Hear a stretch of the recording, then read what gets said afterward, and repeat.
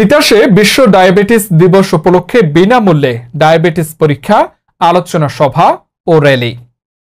কুমিল্লা তিতাস প্রতিনিধি হালিম সৈকতের বিস্তারিত রিপোর্টে।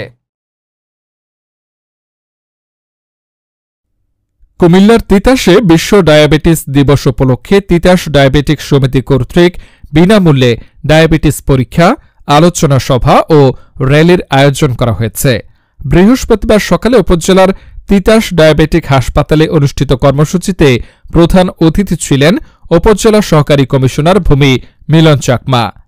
তিতাস ডায়াবেটিক সমিতির সহসভাপতি আব্দুল হালিম মিন্টুর সভাপতিত্বে বিশেষ অতিথি ছিলেন উপজেলা সমাজসেবা কর্মকর্তা রাসেল আহমেদ, তিতাস ডায়াবেটিক সমিতির প্রতিষ্ঠাতা সাধারণ সম্পাদক জাকারিয়া, সহসভাপতি জসিম খান, কোষাধ্যক্ষ আবদুল্লাহ, কার্যনির্বাহী সদস্য শাহ আলম, ডা মফিজ উদ্দিন ও সমাজসেবক মোহাম্মদ সবির হোসেন প্রমুখ।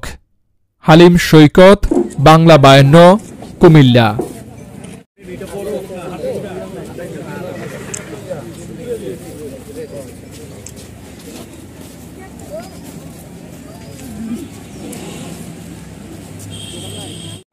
বেশি কিছু আমি বলতে পারবো না, তবে ডায়াবেটিস আমাদের তিতাস ডায়াবেটিস সমিতির যে আয়োজন যারা করতেছে, যারা আপনাদেরকে খেদমত করার বা সেবা দেওয়ার এখানে করতেছে, তাদেরকে আপনারা সবাই সহযোগিতা করবেন।